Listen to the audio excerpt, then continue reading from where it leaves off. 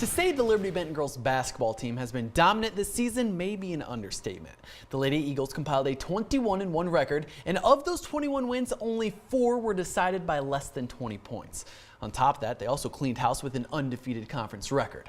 Our very own Jack McGuire decided to find out the secret to their success as they prepare for the postseason. An 11-0 record in conference play is a wonderful feat. However, Liberty Benton had a chokehold on the BVC from day one, recording an average margin of victory of 41.9 points per game. We had a group of girls, a young group of girls, but still a veteran group of girls that were back for us this year, and they played extremely motivated within our league. We're a really close team, and we hold each other accountable during games, on the court, off the court. And I think that close-knit bond with the team on and off the court really shows when you're playing. Dominance like that must have a source, and for the Eagles, it's all about defense, giving up only 34 points per game over their entire schedule. We realize that if we want to do well on the offensive side, we need to, pick it up on defense.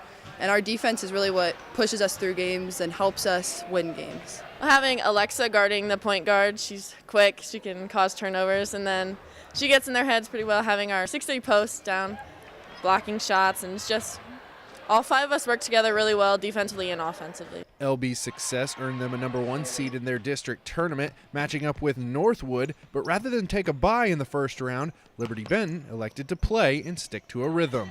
We like having a routine and like a schedule, and so I think having this Tuesday game will just, keep us in the flow of the game and keep our mindset right. And Coach always says we need to stay hungry, and I think that's great. Kind of just want to stay in the swing of playing games and not have a bunch of 8 or 9 days off between games at this time of year. So, if our girls come ready to play, I like our chances in that first matchup. But, like we said, you definitely got to come focused and ready to play every night at tournament time. The Lady Eagles play Northwood on Tuesday. In Findlay, Jack McGuire, your News Now Sports. Thanks, Jack. Our Basement Doctor Play of the Week isn't just a singular play, but rather a performance demonstrated by the Pandora Gilboa boys basketball team all season long. With their 51-38 win over Fort Jennings last night, the Rockets captured the PCL title outright, but on Friday, PG also locked up the BVC League crown with the help of Van Buren beating second-place Hopewell Loudon. That being said, for the first time in school history, Pandora Gilboa locks up both the PCL and BVC crowns, and they've done so in quite the impressive fashion. The Rockets' average margin of victory in PCL play is a shade over 12 points per game, while in the BVC, Pandora Gilboa is beating teams by an average of 23.1 points per contest. The Rockets are 19-1 on the year with 2 more games remaining on the schedule.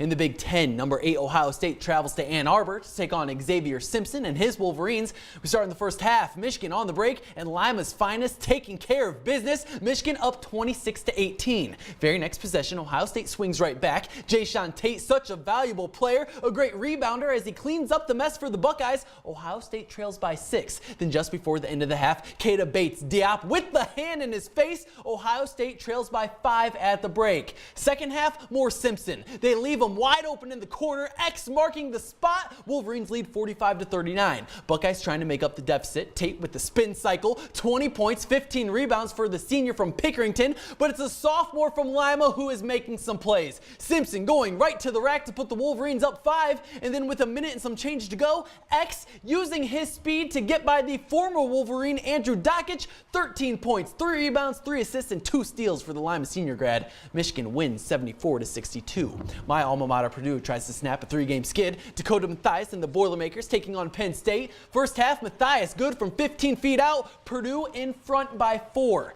Now the Elida grad uses the pump fake, drives to the hoop and shows off his athleticism. Still wondering why there was no and one opportunity there. Now we go to the second half. Dakota showing off his range as he strokes down the 3 ball. Purdue draws within 1. Moments later, it's Mathias off the curl. Purdue gaining momentum behind the seniors' performance. 41-38, good guys. Back to the lane he goes. Mathias giving Purdue their biggest lead of the game. Boilermakers ahead by 9. Seconds later, off the steal in transition, Dakota clutching and finishing. It's an 11-point lead. However, Penn State draws close with minutes to go, but that doesn't faze the former Bulldog. Mathias dropping 18 on senior day. Purdue wins 76-73. As we step off the hardwood, when we come back, let's get behind the wheel. 200 laps in Daytona right after we are clear from the caution.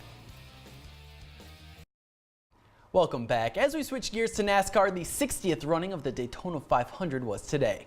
So let's go to the south to the racetrack in Florida. We start on the final lap of stage 1. Ryan Blaney goes to make a move on Ricky Stenhouse Jr. Stenhouse with a great save, but Eric Jones loses control, which causes a 6-car crash. No one seriously injured, though. Kurt Busch does take stage 1. Lap 101 off of the restart. Red Keselowski tries to go around Chase Elliott, but ends up giving him a bump that spins him out of control hard into the wall. Danica Patrick involved in the crash as well. Again, all drivers are okay after that wreck. Blaney does take stage 2, and now we go to the final 2 laps. Blaney battling and running into Busch, and this one takes out 10 more cars in the field. Busch led for 16 laps and finished 25th. The race extended after the crash, so off of the restart, still 2 to go. Eric Almirola trying to block Austin Dillon from the pass, but Almirola loses control and goes into the wall. Austin Dillon takes the lead and hangs on for the final lap. The number 3 car only led 1 lap all day.